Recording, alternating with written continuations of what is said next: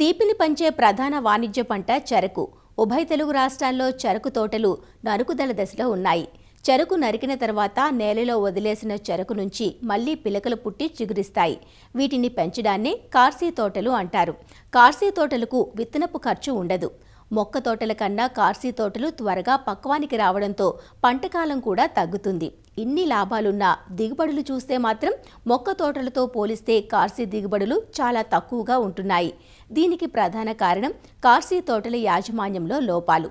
చెరకు నరికినప్పటి నుంచే శాస్త్రీయ యాజమాన్య పద్ధతులు పాటించినట్లయితే మొక్క తోటలకు ధీటుగా కార్సీ చెరకు నుంచి దిగుబడి పొందే అవకాశం ఉంటుంది.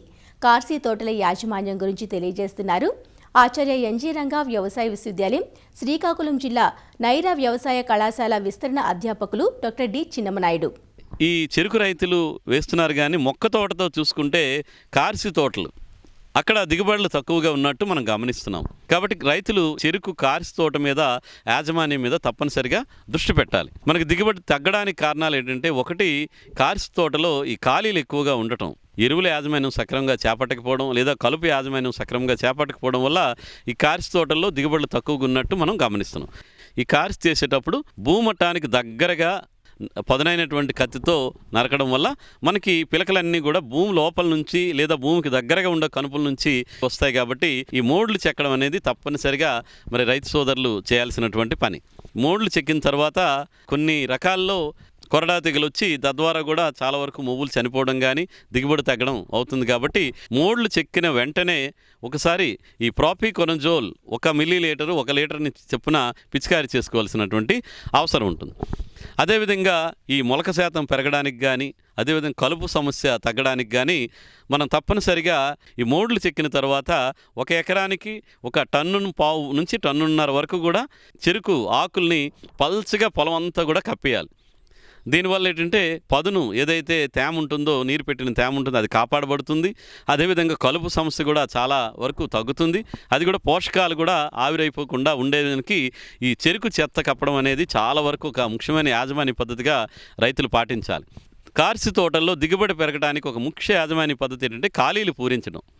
దీనికోసం రైతులు ఏం చేయాలంటే, చెరుకు నరుకుతున్నప్పుడే అదే రకం సంబంధించిన దవ్వ తీసుకొని, అంటే చెరుకు గడతాలక 1/3 వంతుల పై భాగాన్ని తీసుకొని ఒంటికన్ను ముచ్చులు తయారు చేసుకొని వాటిని మనకు నీటి సదుపాయం ఉన్న దగ్గర నారు పెట్టుకోవడం కానీ, లేదా ప్రోట్రేలు కనుక అందుబాటులో ఉంటే ఆ ఒంటికన్ను ముచ్చుల్ని అందులో వేసి మనకి 35-40 రోజుల వరకు పెరగనిస్తే ఆ మొక్కలను తెచ్చి ఎక్కడైనా 50 సెంటీమీటర్లకు దాటి కనుక వరుసల్లో ఖాళీలు ఉంటే అక్కడ ఈ ముందుగానే మనం తయారు చేసుకున్నటువంటి అదే రకపు నారు మొక్కల్ని గ్యాప్ ఫిల్లింగ్ చేసుకుంటే చాలా బాగుంటుంది. దానికోసం ఏంటంటే, ముందుగానే చెరుకు నరికేటప్పుడే ఆ నారు పెంచుకుంటే అదే వయసు ఉన్నటువంటి నారుతో మనం గ్యాప్ ఫిల్లింగ్ చేసుకుంటే రెండు ఒకే విధంగా పెరగడానికి ఆస్కారం ఉంటాయి.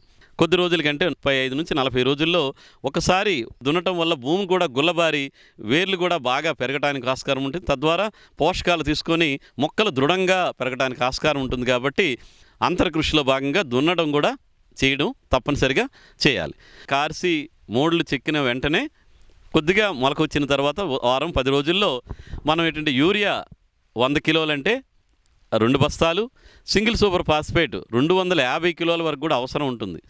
అదేవిధంగా మ్యూరేట్ ఆఫ్ పొటాష్ అయితే కనుక 80 కేజీల వరకు ఎకరానికి కార్సీ తోటకి వేయాలి. తదుపరి మరలా 45 రోజులకి ఒక్క యూరియా ఎకరానికి 100 కేజీల వరకు వేసుకుంటే సరిపోతుంది. ఎక్కడైనా ఈ పొటాష్ లోప లక్షణాలు కనిపిస్తే కనుక మరలా ఒక 2వ దఫా వేసినప్పుడు ఒక 20-25 కిలోల ఈ మ్యూరేట్ ఆఫ్ పొటాష్ వేసుకుంటే మనకి ఎరువుల యాజమాన్యం సక్రమంగా జరుగుతుంది.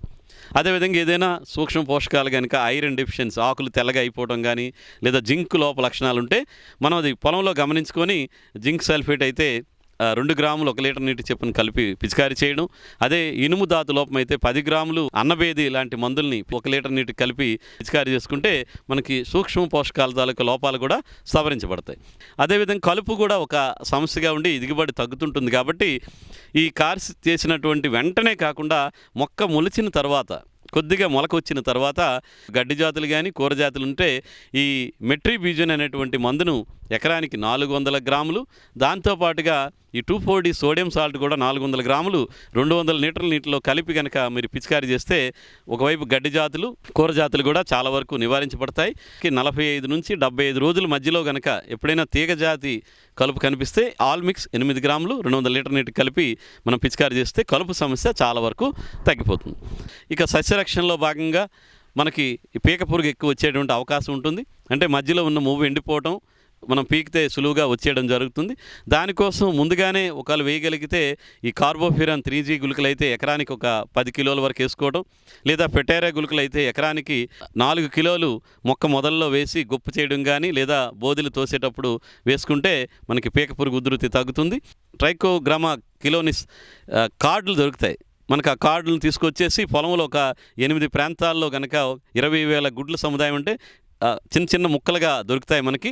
అవి కనుక పెట్టుకుంటే మనకి పీక పురుగు నివారణ కూడా జరుగుతుంది. ఇలా అన్ని యాజమాన్యాలు కనుక సమగ్రంగా చేయగలిగితే మనకి మొక్క తోటల మాదిరిగానే కార్సి తోటల్లో కూడా మంచి దిగుబడులు ఈ చెరుకు పంటలో తీసుకోవడానికి అవకాశం ఉంది.